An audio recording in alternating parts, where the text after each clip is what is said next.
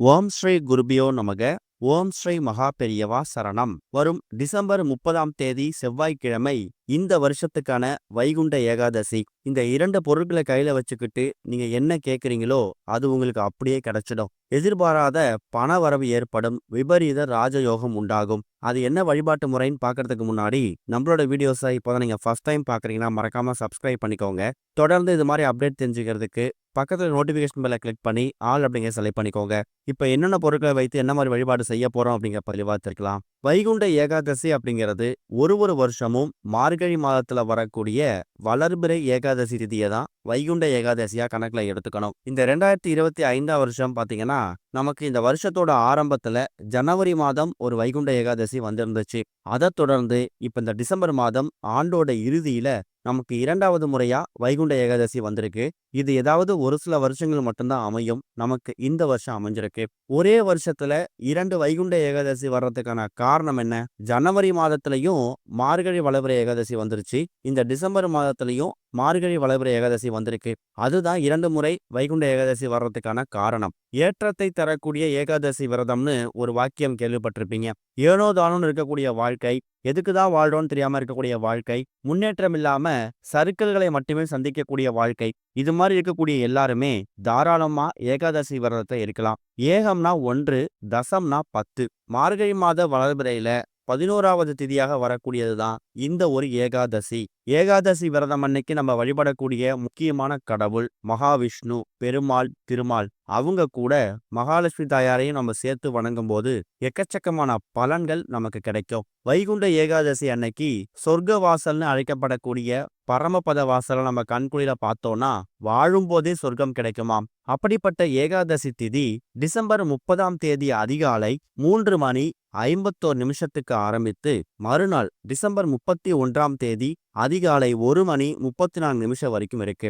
அப்ப வைகுண்ட ஏகாதசிக்கான அந்த சொர்க்க வாசல் திறப்பு அப்படிங்கிறது எத்தனை மணிக்கு நடக்கும் அப்படிங்கிற கேள்வி நிறைய பேருக்கு வரும். டிசம்பர் 29ஆம் தேதி இரவு நீங்க கோவிலுக்கு போனீங்கன்னா டிசம்பர் 30ஆம் தேதி அதிகாலை 3:51 ஏகாதசி திதி பிறந்ததுக்கு பிறகு அதிகாலை 4:30 5:30 இந்த நேரத்துல நீங்க சொர்க்கவாசலை பார்க்க முடியும். அதுலயும் திருப்பதி, ஸ்ரீரங்கம் இது மாதிரி பெருமாளுக்கும் சொர்க்கவாசல் திறப்புக்கும் பிரசித்தி பெற்ற கோவில்கள்ல பக்தர்கள் கூட்டம் அலைமோதும். உங்களால உங்க வீடு பக்கத்துடைய பெருமாள் கோவில்கள்லையோ இல்ல ஸ்ரீரங்கம், திருப்பதி மாற கோவில்களுக்கு போயிட்டு சொர்க்கவாசல் திறப்பை பார்க்க முடியலனாலோ அதை பத்தி நீங்க கவலைப்பட வேணாம். தூங்கி எழுந்ததுக்கு பிறகு மகாவிஷ்ணுவையும் மகாலட்சுமி தாயாரையும் நீங்க பிரார்த்தனை பண்ணாலே உங்க வீட்டிலேயே நீங்க சொர்க்கவாசலை கண்குளிர பார்த்ததற்கான பலன் நீங்க பெற முடியும். சொர்க்கவாசல் திறப்பு அப்படிங்கிறது மகாவிஷ்ணு அனந்த சயன கோலத்துல படுத்திருப்பார். அந்த புகைப்படத்தை நீங்க கண்குளிர பார்த்தா கூட உங்க வீட்டுல சொர்க்கவாசல்னு அழைக்கப்படக்கூடிய பரமபத வாசல் திறப்பை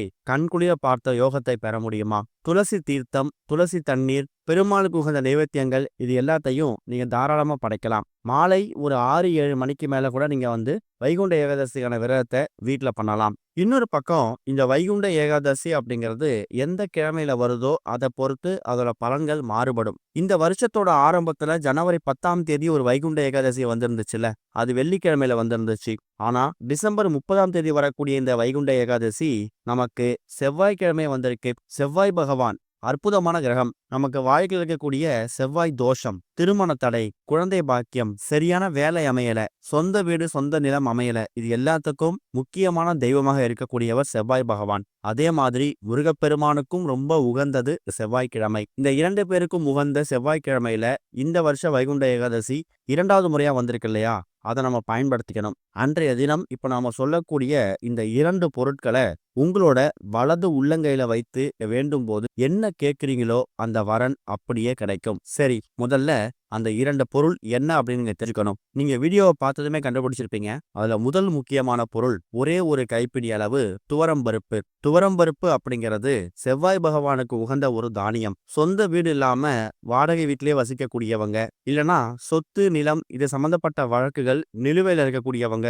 அதுக்கான தீர்வு கிடைக்காதவங்க செவ்வாய்க்கிழமையில வரக்கூடிய செவ்வாய் ஹோரையில செவ்வாய் பகவானுக்கு துவரம்பருப்பை படைக்கும் போது அது நமக்கு மாற்றத்தை ஏற்படுத்துமாம். அடுத்ததா துளசி இலைகள். துளசி இலைகள் இந்த இடத்துல 3 எடுத்துக்கணும். நல்லா கவனிக்கணும்.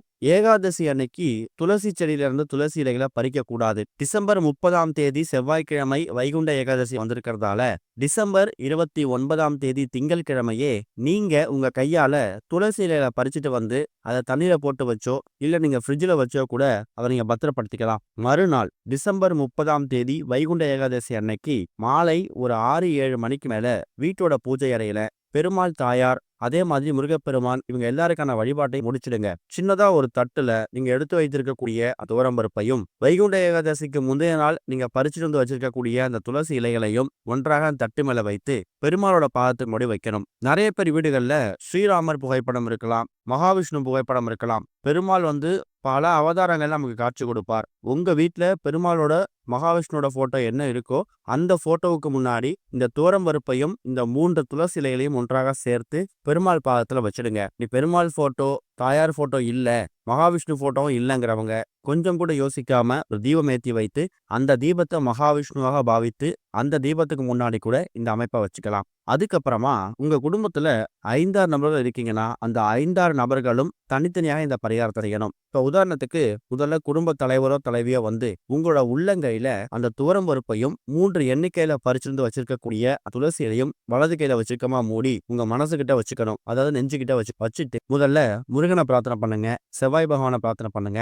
அடுத்ததா மகாவிஷ்ணு மகாலட்சுமி தாயார் 2 பேரையும் பிரார்த்தனை பண்ணணும். அதாவது முதல்ல முருகப்பெருமானை பிரார்த்தனை பண்ணும்போது குழந்தை பாக்கியம் குழந்தை வரம் வேண்டும் அப்படிங்க. செவ்வாய் பகவானை பிரார்த்தனை பண்ணும்போது சொந்த வீடு கனவு நனவாகணும், சொத்து நிலம் இது சம்பந்தப்பட்ட பிரச்சனைகள் முடிவுக்கு வரணுங்கிற மாதிரி வேண்டிக்கலாம். அடுத்ததா மகாவிஷ்ணுவையும் மகாலட்சுமி தாயாரையும் ஏகாதசி அன்னைக்கு பிரார்த்தனை பண்ணும்போது எங்க வாழ்க்கையில ஏற்றம் கிடைக்கணும், பரம ஏழையாக இருக்கக்கூடிய நாங்க பணக்காரரா மாறணும், எல்லா விதமான செல்வங்களும் பொருளாதார முன்னேற்றங்களும் குடும்பத்துக்கு வந்தோம்னு மகாவிஷ்ணுவையும் மகாலட்சுமி தாயாரையும் மனசார பிரார்த்தனைக்கோங்க. துளசி செடி துளசி இலை அப்படிங்கிறது மகாவிஷ்ணுவுக்கும் மகாலட்சுமி தாயாருக்கும் ரொம்ப உகந்தது. ஏகாதசி அன்னைக்கு இந்த துளசி தீர்த்தத்துக்கு ஒரு தனி மகிமை இருக்குதாம். துளசி செடியில நீங்க சாதாரணமா உங்க வீட்டில் இருக்கக்கூடிய துளசி செடியை பார்த்தீங்கன்னா அதுல குறைஞ்சது 200 துளசி இலைகளாவது இருக்கும். அந்த ஒரு துளசி இலையிலையுமே மகாவிஷ்ணு வாசம் செய்யறாராம். அந்த அளவுக்கு துளசி இலை ரொம்ப ரொம்ப சக்தி வாய்ந்த. இந்த 2 பொருட்களும் ஒன்றாக சேரக்கூடிய அந்த இடம் இருக்குல்ல உங்க உள்ளங்கை, அதை நீங்க கையில இறுக்கமா மூடி வேண்டுதலை முன்வைக்கிறது நடக்காத காரியம் எதுவா இருந்தாலும் கூடிய சீக்கிரம்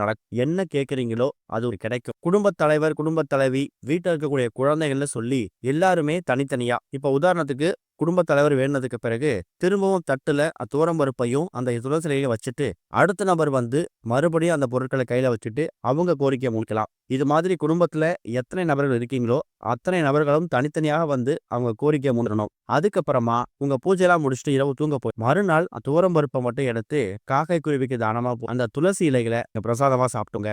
மறுநாள் சாப்பிட முடியாது காய்ந்து போயிடும் அப்படின்னா ஏகாதசி அன்னைக்கு இரவு கூட துளசி இலை சாப்பிட்டுக்கலாம், தப்பு இல்ல.